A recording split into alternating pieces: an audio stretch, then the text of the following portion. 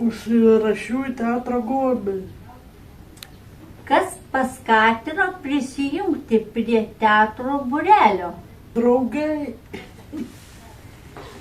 Kokie buvo pirmieji įspūdžiai atėjus į repeticiją? patiko, reikėjo suvaidinti teatre vaidmenį. Kodėl būtent teatras tapo tavo hobiu? Nes patinka vaidinti.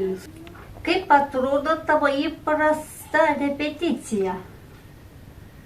Ruošiamės spektaklį naujam.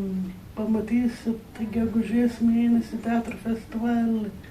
Kokių įgūdžių išmokai per laiką būrelyje? Veikiau scenos baimę, išmokau vaidinti. Kas būrelio labiausiai patinka?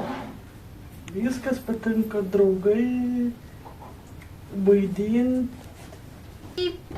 Keitėsi tavo pasitikėjimas savimi nuo pradžios iki dabar? Dabar labiau pasitikiu savimi.